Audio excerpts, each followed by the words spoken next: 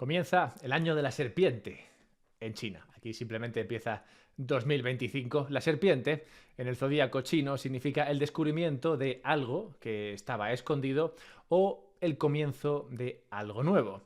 Y por tanto, me pregunto si este 2025 marcará el inicio de una cordial relación entre Estados Unidos y China. Me pregunto si será esto lo que nos traiga el año de la serpiente. Y me lo pregunto porque Trump será investido presidente de Estados Unidos el 20 de enero. Y por primera vez en la historia, el presidente chino Xi Jinping ha sido invitado a esta ceremonia. Trump invitando a Xi Jinping a su inauguración como presidente, pero ¿acaso no lo odia profundamente? Podrías preguntarte. Pues la relación entre Estados Unidos y China, entre Xi Jinping y Donald Trump, como toda buena telenovela, es un poco más complicada. Debemos empezar el año entendiendo esta cuestión, pues va a informar gran parte de lo que ocurra en otros países y también en otros activos. Por ejemplo, como luego veremos con más detalle, Estados Unidos está metiendo presión a China con un dólar súper fuerte que gana terreno frente a todas las divisas desde la elección de Trump. Cierto, esto a China le duele bastante, pero a países más pequeños, con su deuda en dólares, e incluso a Europa, que tiene que pagar el petróleo y las demás materias primas también en dólares, esto le duele, si cabe, más que a China o a ningún otro. Pero es que esto es como si un tigre y un oso estuviesen peleando ahí en mitad de la selva, la sabana o donde sea que un tigre y un oso puedan pelear. A ninguno de los dos en mitad de la faena les importa si aplastan a un par de bichos. Para los activos, también es importante cómo transcurre esta batalla, sobre todo para Bitcoin, nuestro dinero mágico de Internet, como veremos a continuación. Por ello, China me parece que se ha ganado el honor de protagonizar el primer vídeo del año, pues todo apunta a que ahora mismo está contra las cuerdas y cómo reaccione será importante, pues como digo, para lo que pase en Europa, para lo que pase en China, para lo que pase con todos los activos que nos interesan. Así que dale like si a ti también te gustaría ver una pelea entre un tigre y un oso y vamos al lío.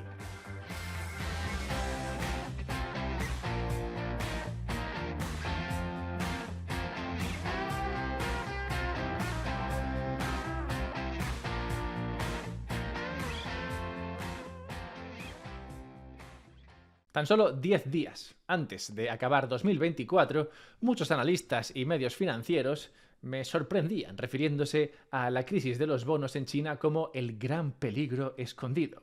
Anunciaban que sus bonos no habían pagado tan poco interés desde 2009 y la situación parecía empeorar rápidamente. En esos días leía que el bono a 10 años chino, el bono de referencia, pagaba tan solo un interés del 1,78% durante los próximos 10 años y que había bajado un 0,40 en apenas 3 semanas.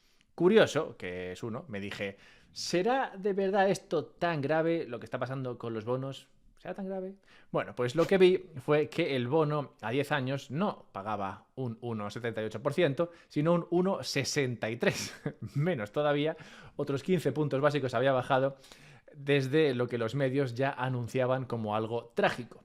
Y podrías preguntarte, totalmente legítimo que lo hagas, podrías preguntarte, ¿por qué es trágico que China pague tan poco por financiarse?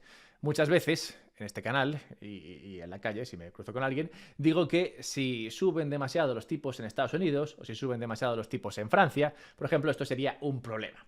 Así que, ¿cómo puede ser un problema, cómo puede ser malo, tanto que suban mucho los tipos como que bajen? Y si te lo preguntas, déjame decirte que me alegro de que estés tan atento, hombre. Lo que ocurre es que en el caso de Estados Unidos, su gobierno tiene toda la deuda del mundo, ¿vale? Ha emitido toda la deuda del mundo, luego veremos por qué, y el mercado a día de hoy ve arriesgado comprarle todavía más deuda, comprarle todavía más bonos, y por eso exige un retorno alto, es decir, unos tipos de interés elevados. Unos tipos de interés que por eso, si suben demasiado, pues puede ser peligroso, porque si subiesen excesivamente, Estados Unidos encontraría que nadie le compra sus bonos y por lo tanto se vería obligado a imprimir moneda para comprárselos a sí misma. En el caso chino, el problema es justamente el opuesto. El gobierno chino, el gobierno central, digamos, no tiene apenas deuda, sobre todo en comparación con la deuda que tiene su sector privado. Aquí lo que su mercado dice es, vale, paso de comprar sector privado, es decir, paso de invertir en el sector privado porque está ahogado y prefiero comprar deuda pública que parece más segura. Y la compran incluso si paga ese 1,63% durante los próximos 10 años, que es bastante ridículo. Pero es lo que hay. Prefieren eso antes que lo otro. Y llegaron a este punto, tanto China como Estados Unidos, tomando caminos diferentes, opuestos, claro, después de lo que ocurrió en la gran crisis financiera de 2009, que igual ya empiezas a ser un poco mayor o muy joven y no sabes un poco, pero esto fue tal movida que para que veas las respuestas diferentes de un país y de otro llevaron a situaciones totalmente opuestas y diametralmente diferentes. Lo que ocurrió fue que en Estados Unidos la deuda del sector privado sobre el PIB empezó a bajar. Tras esta crisis, pues fue el sector público quien se la comió entera como si fuera una caja de galletas al alcance de coco. Y en China pasó lo contrario y quien se siguió endeudando fue el sector privado y así la deuda privada siguió subiendo sobre porcentaje de PIB. La situación es trágica en China, por tanto, porque el mercado a día de hoy prefiere ese 1,63% de los bonos a 10 años, prefiere ese 1,63% en mano antes que invertir en el sector privado. Que es como decir, mira, yo me quedo con la fea, me quedo con la fea porque las perspectivas de crecimiento son tan bajas a futuro que no creo que pueda encontrar nada mejor. Y en parte, aquí está, y de aquí viene la pelea, o el quiz del asunto, porque el culpable de esta situación, en parte, no es otro que el dólar estadounidense. Resulta que China exporta un montón de cosas. Supongo que esto no te sonará nada extraño, supongo que esto no te sorprenderá. Recientemente, de hecho, el crecimiento en sus exportaciones es bastante mayor que el del resto del planeta. Es decir, está exportando mucho más y creciendo sus exportaciones mucho más que el comercio global está creciendo en sí. Y el problema es que cuanto más exporta y más positiva es su balanza comercial, más sube el comercio global en dólares. Porque a pesar de que venden Made in China, lo venden en dólares, Made in Estados Unidos. Y esto hace que suba, por tanto, la demanda del dólar. Y su divisa, por tanto, se devalúe más frente al dólar, lo que hace que todavía exporten más porque sus productos son todavía más atractivos. Y tú dirás, ¿pero qué tiene de malo que China exporte más? ¿No es esto lo que quieren acaso? Y yo te diría, sí, sí que quieren exportar más, eso es lo que les mola, pero también quieren una divisa fuerte y no pueden tener ambas cosas. Por esto es importante si Xi Jinping va a la maldita inauguración de Trump. Y antes de ver esto, un anuncio, porque me he calentado, pero no tanto como me calentaría si no pudiese custodiar bien mi Bitcoin. Y entonces tengo que hablarte un segundo de OnRamp, porque tú habrás pensado, oye, igual quiero custodiar mi Bitcoin, pero no me siento cómodo porque empiezo a tener mucho Bitcoin o empieza a ser una cantidad importante y me gustaría, aunque sea, diversificar mi manera de custodiar el Bitcoin, para no tenerlo todo yo en mi casa o no tenerlo todo en Binance o no tenerlo todo en un Ledger, pues mejor tenerlo, digamos, diversificado o al menos custodiado de manera segura. Y OnRamp hace justamente esto.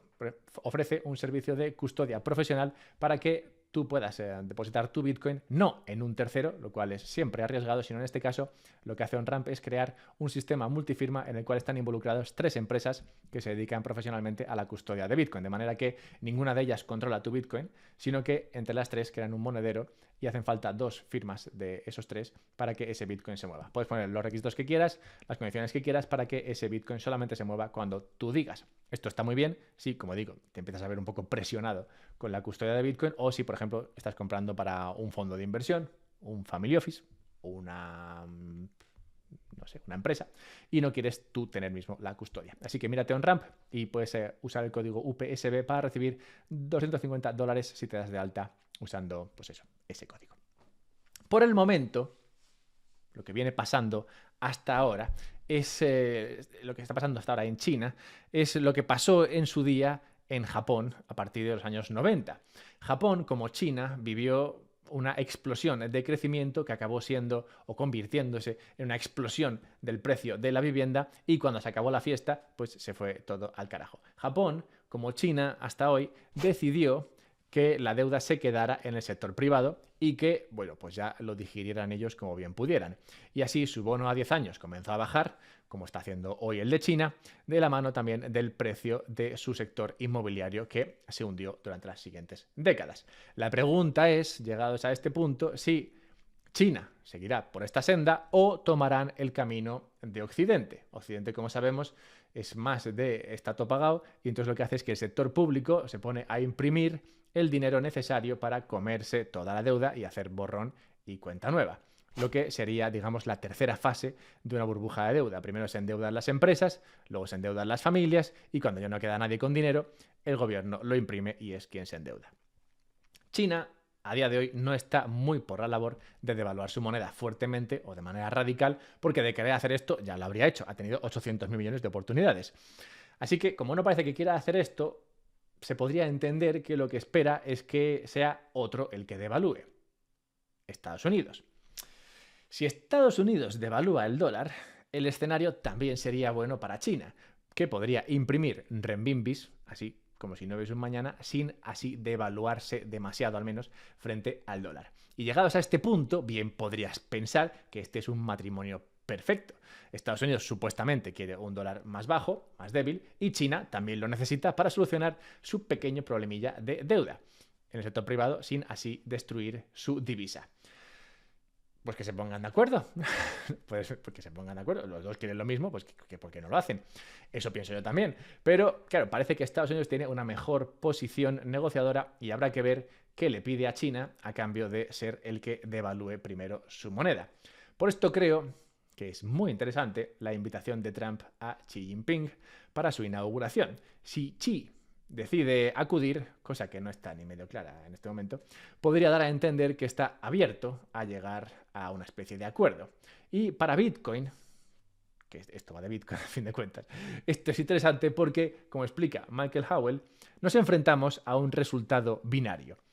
El resultado número 1, por ejemplo, sería sin cambios o sin acuerdo entre Estados Unidos y China. En este caso, la deflación por deuda en China se aceleraría hasta el punto de empujar a la economía mundial hacia una recesión.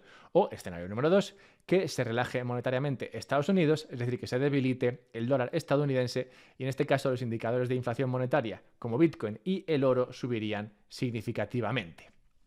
El año de la serpiente empieza fuerte, pero es poco probable que pase nada hasta que el hombre naranja ocupe su trono. En ese momento sabremos si el panda está dispuesto a ceder su bambú.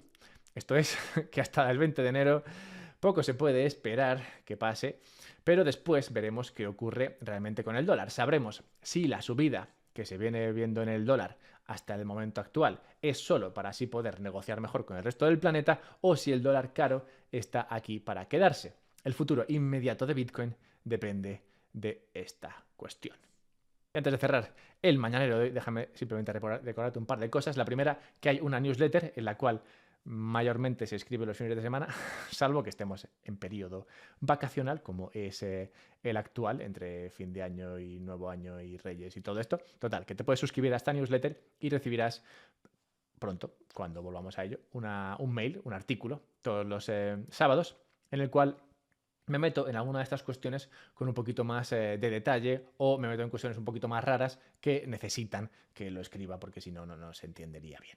Así que si te quieres suscribir para recibir la siguiente, que me estoy leyendo un libro ahora que creo que va al pelo para escribir un artículo, bueno, pues te puedes suscribir en la página web del podcast, unpodcastbitcoin.com, y si quieres autocustodiar tu Bitcoin, si prefieres pasar a ser tú el que custodia ahora, porque por ejemplo no estás custodiando bien o estás custodiando en un tercero y quieres empezar a hacer la autocustodia de tu Bitcoin, porque también puede ser que tengas, bueno, no suficiente Bitcoin como para preocuparte, pues te recomendaría autocustodiar en una Bitbox. Una Bitbox es un dispositivo chiquitín, una especie de USB molón con una pantalla que te permite gestionar la autocustodia de tu Bitcoin y te puedes montar los sistemas que tú quieras de autocustodia con una Bitbox.